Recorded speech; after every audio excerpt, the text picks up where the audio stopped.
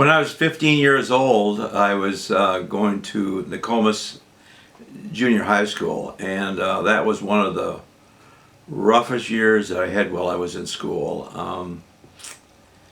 I'm totally dyslexic. The teachers didn't understand what that was, and it became harder and harder for me to learn. And I just couldn't pick up on math, and I couldn't pick up on English. I could not understand when I read. The sentences would move around, and I couldn't focus on the sentence itself, and my mind would go through the full page. But anyways, a couple of teachers became very vocal with me, and it got to the point where I just absolutely hated school.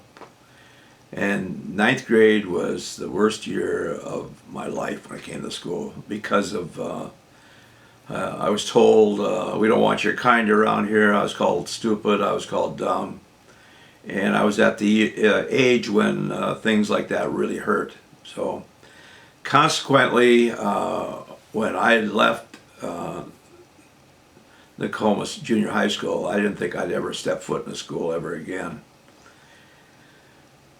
Well, I had a friend of mine, Chuck Kramer, who was going over to Vocational, and he says, Kai, he says, they got a great class over there, a machine shop, and the teacher's really a good guy. So I pondered on it for a while, and I eventually went over and registered, and the teacher's name was Clarence Booth.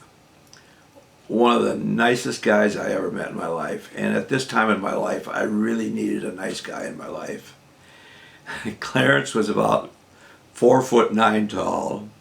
He would wear this big fur coat with a beanie with a propeller up on top, and that's how he'd come to school.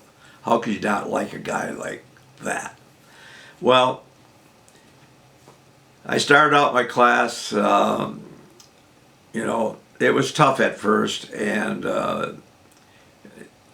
Shorty, he couldn't understand why I had such a time with math and all the rest. And one day I machined a shifting knob for my car, and he says, "Boy, you sure did a nice job on that one, Kai." And I just said, if I build things for myself, I just seem to enjoy doing that instead of the school projects. And he said, "Well, I'll tell you what.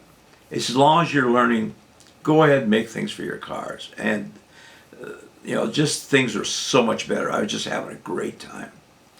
Until this one kid who was 2-3 years older than me started picking on me. And one thing I took pride in was my hot rod magazine. Back then they had these small little hot rod magazines. And I had it in my back pocket, and he would take it out, and then he'd hit me in the face with it. And finally I just had enough of it, and I just pulled my arm way back and just jumped up and nailed this guy as hard as I could.